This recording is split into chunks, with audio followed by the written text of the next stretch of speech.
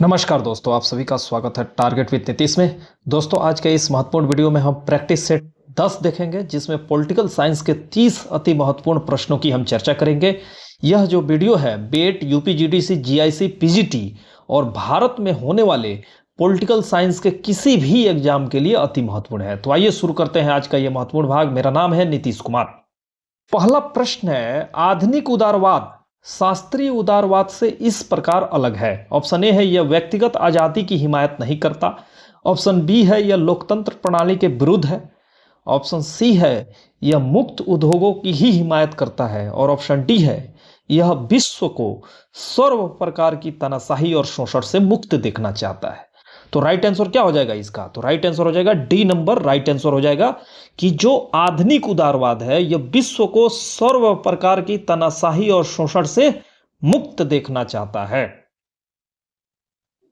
Question number 2 है, आधुनिक व्यक्तिवाद जो तीव्र सामूहिकतावाद की प्रक्रिया में उभरा, यह 19वीं सदी वाले व्यक्तिवाद से इस तरह अलग है। ऑप्शन ए है, व्यक्ति के बजाय समूह पर ध्यान डालता है। ऑप्शन बी है, वह शासन की समाप्ति की वकालत करता है। ऑप्शन सी है, वह देश के लिए अत्यधिक कार्य की हिमायत करता है। और ऑप्शन डी है, वह व्यक्ति को संपूर्ण आजादी के पक्ष में है। तो आधुनिक उदारवाद व्यक्तिवाद जो है, यह जो है समूह पे ज्यादा ध्यान देता है, कि यानी कि वेलफेयर स्टेट पर ध्यान देता है। राज्य जो है ज्यादा से ज्यादा लोगों के लिए काम करे। तो राइट आंसर क्या हो जाएगा? A, it focuses attention on group rather than the individual. तो राइट आंसर हो जाएगा ए। क्वेश्चन नंबर 3 है, आधुनिक व्यक्तिपरक देश को मानते हैं।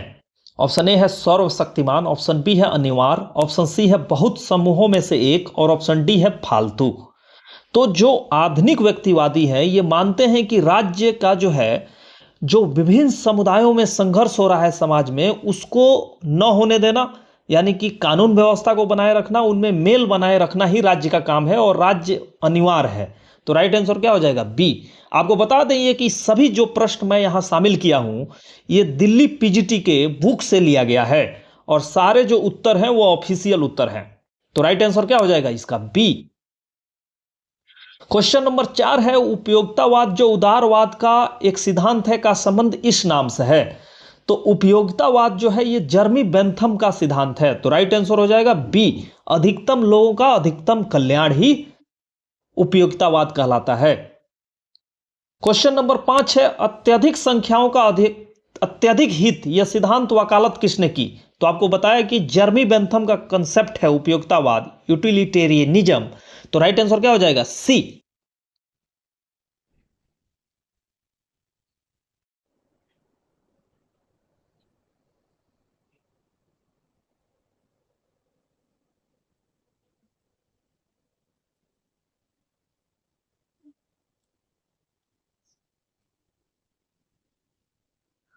क्वेश्चन नंबर 6 है, व्यक्तिवाद को यह भी कहते हैं। ऑप्शन ए है आदर्शवाद। ऑप्शन बी है श्रमिक संघवाद। ऑप्शन सी है हस्तक्षेपवाद। और ऑप्शन डी है सामूहिकवाद। तो इंडिविजुअलिज्म जो है उसका सिद्धांत ही है कि व्यक्ति को अकेला छोड़ दो।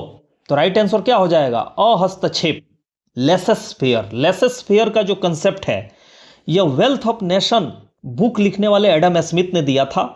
और ये जो है स्पेशली व्यक्तिवाद का आर्थिक आधार पर बल देते हैं, यानी कि जो व्यक्ति का जो आर्थिक जीवन है उसमें राज्य का हस्तक्षेप न के बराबर होना चाहिए।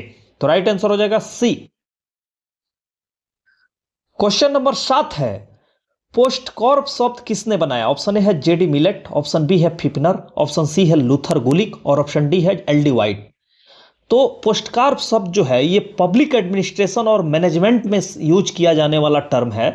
तो राइट आंसर हो जाएगा सी, लूथल गुलिक ने इस शब्द को दिया था। और ये जो आप देख पा रहे हैं ये पोस्टकार्प का फुल फॉर्म है, यानी कि पी का मतलब प्लानिंग, योजना बनाना। ओ का मतलब है ऑर्गेनाइजिंग।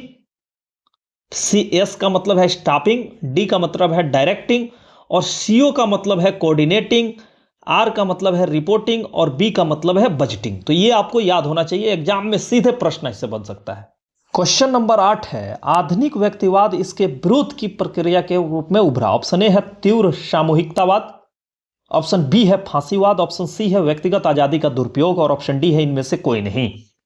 तो आधुनिक व्यक्तिवाद जो है ये तीव्र सामूहिकतावाद के अभिव्यक्ति के रूप में उभरा है, तो राइट आंसर हो जाएगा ए। अब आइए देख लेते हैं कि व्यक्तिवाद और आधुनिक व्यक्तिवाद में क्या अंतर है। तो व्यक्तिवाद जो होता है उसमें स्टेट का रोल मिनिमम होता है, यानी कि ज्यादा से ज्यादा फ्रीडम पे जोर दिया जाता है व्यक्ति के, जबकि जो मॉडर्न यानी कि आधुनिक व्यक्तिवाद है इसमें वेलफेयर स्टेट का कंसेप्ट होता है, यानी कि व्यक्ति को जो है जो सपोर्ट की जरूरत होती है राज्य करता है।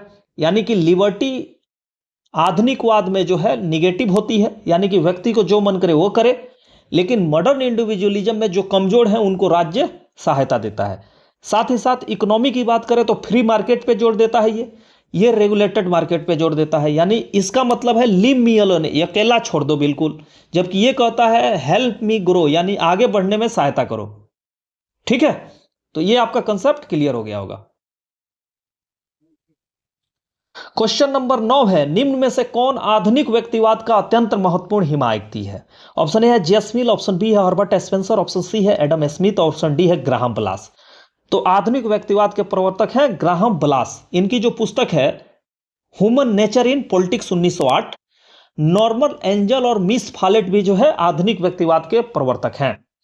तो इसमें जो है सबसे महत्वपूर्ण पूछा है तो ग्राहम बेलास राइट आंसर हो जाएगा। क्वेश्चन नंबर 10 है, विकासवादी समाज विश्वास करता है कि ऑप्शन ए है वह शांतिपूर्ण तरीकों से बदलाव ला सकता है, ऑप्शन बी है वह क्रांतिकारी तरीकों से बदलाव ला सकता है, ऑप्शन सी है वो जैसी स्थिति है वैसी स्थिति बनाए रखना चाहता है, और ऑप्शन डी है इनमें से कोई नहीं। तो विकासवादी जो समाजवाद है वो शांतिपूर्ण तरीके से यानी कि संवैधानिक तरीके से बदलाव लाना चाहता है, तो राइट आंसर हो जाएगा ए।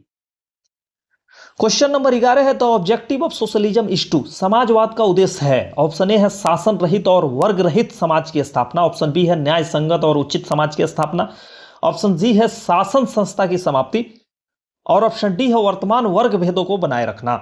तो राइट आंसर क्या हो जाएगा? सोशलिज्म का है न्याय संगत और उचित समाज की स्थापना, तो राइट आंसर हो जाएगा बी। क्वेश्चन नंबर 12 है, समाजवादी इस पर जोर देते हैं कि ऑप्शन ए है राजनीतिक आजादी, ऑप्शन बी है आर्थिक समानता, ऑप्शन सी है निजी संपत्ति का अधिकार, और ऑप्शन डी है न्यायपालिका स्वतंत्र हो। तो जो समाजवादी हैं वो आर्थिक समानता पर जोर देते हैं, तो राइट आंसर हो जाएगा बी।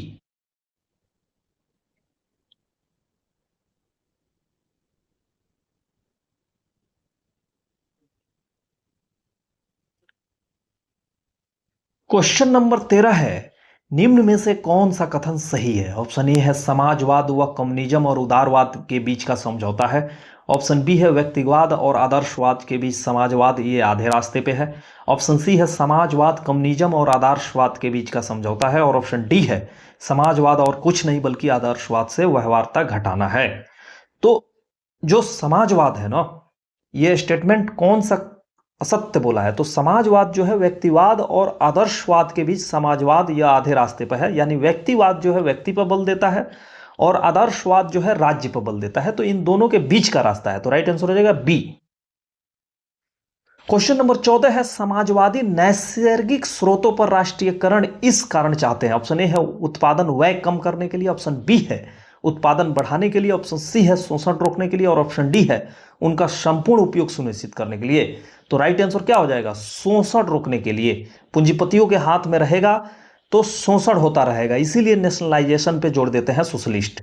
अवसर की प्रतीक्षा करो फिर मत चुको, ये जो स्टेटमेंट है ये फेबियनिज्म का कंसेप्ट है। ये जो फेबियनिज्म है ये सोशलिज्म का ही एक प्रकार है। क्वेश्चन नंबर 15 है, फेबियनिज्म का सबसे प्रमुख हिमायती था, ऑप्शन ए है एंगल्स, ऑप्शन बी है लास्की, ऑप्शन सी है सिडनी वेब, और ऑप्शन डी है लेनिन।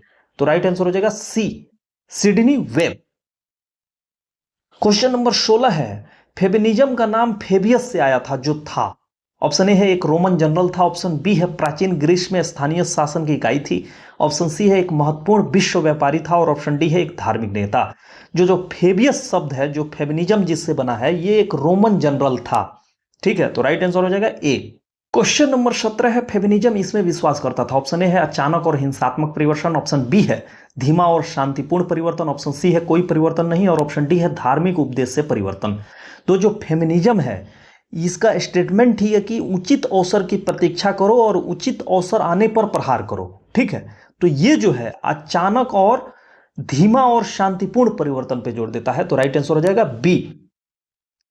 क्वेश्चन नंबर 18 है, फेमिनिस्ट अपना कार्यक्रम इस प्रकार करते थे। ऑप्शन ए है प्रचार और प्रतिपादन के द्वारा, ऑप्शन बी है सामान्य आक्रमण के द्वारा, ऑप्शन सी है पूर्णतः शासन प्रबंध को ठप करके, और उपयुक्त तरीके से कोई नहीं। तो राइट आंसर क्या हो जाएगा, सामान्य आक्रमण द्वारा। आपको जैसे कि मैंने बताया कि फेमिनिज्म जो है ये मानते थे कि धीरे धीरे और शांतिपूर्ण तरीके से ही परिवर्तन आ सकता है। तो राइट आंसर हो जाएगा बी। क्वेश्चन नंबर 19 है, फेमिनिस्ट का प्रमुख हमला इनके विरुद्ध था। ऑप्शन ए है पूंजीवाद, ऑप्शन बी है बड़े उद्योग, ऑप्शन सी है केंद्रीकरण, और ऑप्शन डी है निजी संपत्ति। तो आप जानते हैं कि जो फेमिनिस्ट हैं ये भी एक सोशलिज्म का ही प्रकार है, तो जाहिर सी बात है कि इनका जो है पूंजीवाद के विरुद्ध हमला था। तो राइट आंसर हो जाएगा ए। क्वेश्चन नंबर 20 है, फेमिनिज्म इनके बीच का मध्यम मार्ग है। ऑप्शन ए है व्यक्तिवाद और मार्क्सवाद, ऑप्शन बी है व्यक्तिवाद और आदर्शवाद, ऑप्शन सी है व्यक्तिवाद और समाजवाद, और ऑप्शन डी है व्यक्तिवाद और फांसीवाद। तो राइट आंसर हो जाएगा सी, व्यक्तिवाद और समाजवाद। क्वेश्चन नंबर 21 है, फेमिनिस्ट स्वामित्व इसके नाम का इरादा रखते थे। ऑप्शन ए है मजदूर, ऑप्शन बी है किसान, ऑप्शन सी है समाज, और ऑप्शन डी है सामंती राजा। तो फेमिनिस्ट जो है वो समाज के स्वामित्व का इरादा रखते थे। क्वेश्चन नंबर 22 है, फेमिनिस्ट समाज के बेकार वर्ग को इस तरह समाप्त करना चाहते थे। ऑप्शन ए है सबके लिए अनिवार्य मजदूरी का आरंभ, ऑप्शन बी है जमीनी संपत्ति को हटाना, ऑप्शन सी है लोगों को शिक्षित करना, और ऑप्शन डी है सभी सशक्तों को अनिवार्य मजदूरी दिलाना। तो जो फेमिनिस्ट हैं ये समाज के व्यापार वर्ग को उनकी जमीनी संपत्ति और प्राइवेट संपत्ति को हटा के ये करना चाहते थे। तो राइट आंसर हो जाएगा बी। क्वेश्चन नंबर 23 है, फेमिनिस्ट की सोच थी कि देश एक, ऑप्शन ए है नैतिक संस्था है, ऑप्शन बी है शोषण का एक साधन है, ऑप्शन सी है आवश्यक बुराई है, और ऑप्शन डी है लोगों का न्यासी है, ट्रस्टी ऑफ द पीपुल। तो फेमिनिज्म जो है राज्य को लोगों का न्यासी मानता था। तो राइट आंसर हो जाएगा डी। क्वेश्चन नंबर 24 है, feminist were in favour of, feminist किसके पक्ष में थे। ऑप्शन ए है औरतों को मतदान का अधिकार, ऑप्शन बी है औरतों को मतदान का अधिकार नहीं देना, ऑप्शन सी है औरतों को कुछ शर्तों के साथ मतदान का अधिकार देना, और ऑप्शन डी है इस विषय पर कभी कोई विचार नहीं दिया। तो आपको बता दें कि जो फेमिनिस्ट हैं ये पुरुष और स्त्री को समान मानते थे। तो राइट आंसर हो जाएगा ए, औरतों को मतदान का अधिकार, राइट आंसर हो जाएगा। क्वेश्चन नंबर 25 है, निम्न में से कौन सा समाजवाद का विकासात्मक समाजवाद का प्रकार नहीं है। तो ऑप्शन ए है कम्युनिज्म, ऑप्शन बी है राज्य समाजवाद, ऑप्शन सी है फेमिनिज्म, और ऑप्शन डी है श्रेणी समाजवाद। तो आप जानते हैं कि ये लिखा है इवोल्यूशनरी सोशलिज्म। तो इवोल्यूशनरी सोशलिज्म जो है ये समाजवाद का, इसमें लिखा है विकासात्मक समाजवाद का प्रकार नहीं है। तो कम्युनिज्म जो है ये विकासात्मक समाजवाद का प्रकार नहीं है, क्योंकि जो इवोल्यूशनरी सोशलिज्म होते हैं वो धीरे धीरे समाज में परिवर्तन की बात करते हैं, जबकि कम्युनिज्म जो है सीधे सरकार को उखाड़ फेंकना चाहता है। क्वेश्चन नंबर 26 है, निम्न में से किसे गलती से क्रांतिकारी समाजवाद की प्रकार में सूची में शामिल किया गया है। तो क्रांतिकारी समाजवाद जो है उसमें फेमिनिज्म को जो है गलती से शामिल कर लिया गया है। तो राइट आंसर हो जाएगा सी, जबकि कम्युनिज्म सिंडिकलिज्म जो है ये क्रांतिकारी समाजवाद में आ जाएंगे, जबकि फेमिनिज्म जो है धीरे धीरे समाजवाद लाना चाहता है। तो राइट आंसर हो जाएगा सी। क्वेश्चन नंबर 27 है, क्रांतिकारी समाजवाद इसमें विश्वास करता था। तो क्रांतिकारी समाजवाद के बारे में मैंने बताया है कि ये हिंसक क्रांति से बदलाव लाना चाहता है, जबकि फेमिनिज्म जो है और इवोल्यूशनरी सोशलिज्म ये जो है धीरे धीरे जो है समाज में परिवर्तन लाना चाहते हैं। तो राइट आंसर हो जाएगा बी, हिंसक क्रांति से बदलाव लाना। क्वेश्चन नंबर 28 है, लोकतांत्रिक समाजवादी होते हैं। तो मैंने बताया कि लोकतांत्रिक जो समाजवादी होते हैं ये उद्योगों को धीरे धीरे जो है राष्ट्रीयकरण के पक्ष में होते हैं।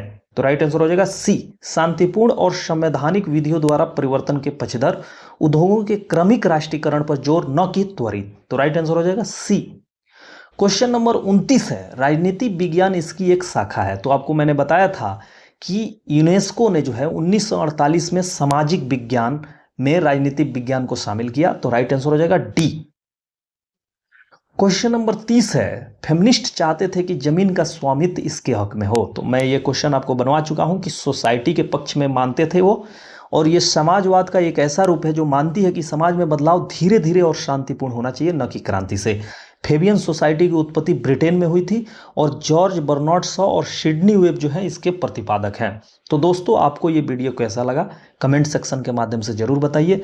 इस एपिसोड से दीजिए इजाजत। अगर आपको ये वीडियो पसंद आ रहा है तो शेयर करें, सब्सक्राइब करें और ज़्यादा से ज़्यादा लाइक करें। नमस्कार।